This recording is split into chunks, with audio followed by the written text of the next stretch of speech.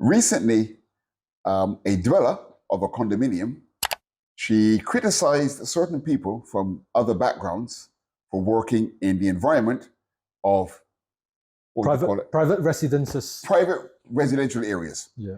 And you can understand her point, but it's odd. Yeah. Because if a person's going to look for a job in the service industry, they could come from any walk of life.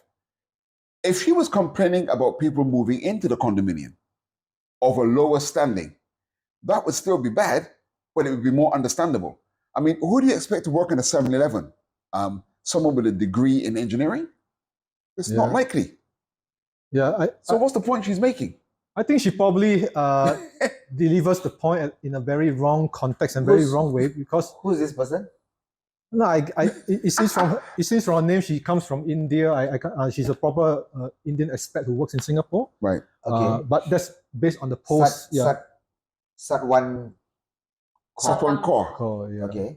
Yeah. So I think the way she puts it, it makes people feel that as if she's trying to segregate people based on where they stay, right? Because just because you manage to stay in a private residence in Singapore means you should not be mixing around with people from a HDB. I think that comes across really bad for her, right? Yes. Because that's not what we are pushing for in Singapore. Okay, what if a person rents a room in a condo versus someone who owns a jumbo flat, which goes for more than $1 million these days? Yeah. Precisely, that's how stupid her point is, because obviously there are very rich people and very successful people who choose to stay in the HDB.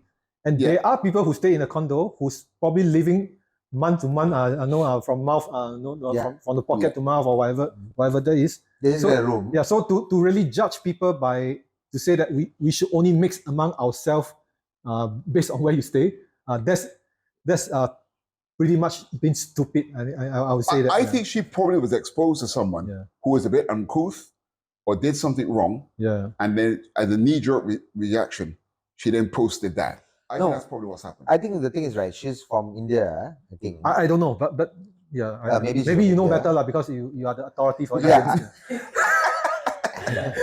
Indian authority. I did go to India before, and the class division, right, is really big. Yes. The thing is very big. In Singapore, you don't see that much of a difference. I think that's a good point. I think that's coming to her mind. Yeah, so for a foreigner, so like when I went to see my friend, she was staying in a condo, right? And just outside the condo, right, there were people living inside the rubbish dump. There's a rubbish dump, big rubbish dump. Oh, you mean India itself? India. Oh, okay. Not Singapore. Not Singapore. So I saw kids, right? They were playing in the rubbish dump, and some of them were doing homework, school homework. Someone was cooking. They live inside the rubbish dump. Yeah. So probably she probably brought that system to Singapore, and she didn't understand our culture.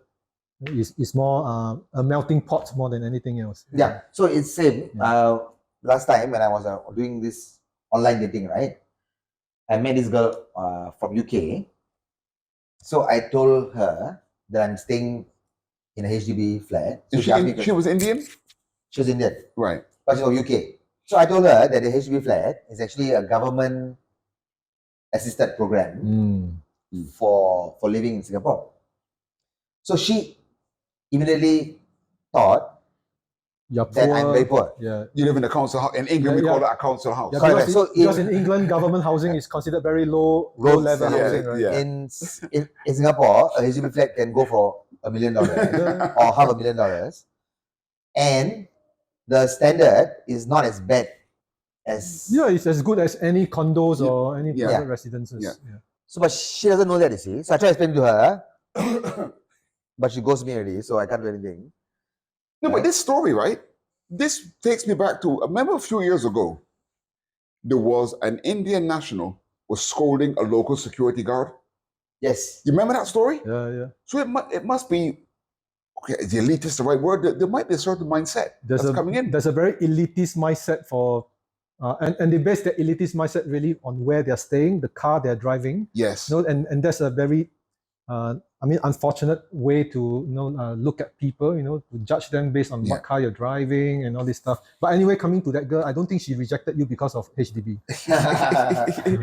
As usual, I think it's I think it's your face. Damn. Okay. But that last point that the lady mentioned inside the thing about religion. Religion? Yeah, she mentioned different upbringings, different etiquette. Quoting her words, she says, private residents build according to values and mindset. Private residents ignore race, language, and religion, and prioritize mental acuity and emotional stability. Yeah, okay, so maybe she's referring to, for HDB flats, they have this quota system. Yeah. So in one block, you cannot have like more than 3 Indians or something like that. Yeah, Three something like Indian that, families. Yeah, based on the even now. diversity ratio. Because the Indians will take over the entire block and ask for independence. Or something like that. But why is condos based on intellectual? No, that's what I'm trying to say. Because they're expensive, right? Yeah, I mean, you can't buy a condo unless you got a really Yeah. good job. You Correct. can be a idiot, you win Toto, and you buy a condo, right? Yeah. You don't have to be smart to buy a condo. Right?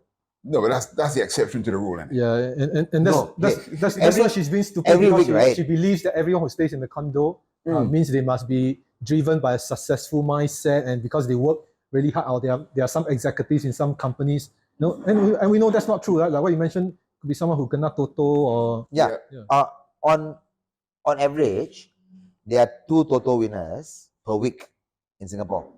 So every year, there are 100 millionaires who are being created just by Toto.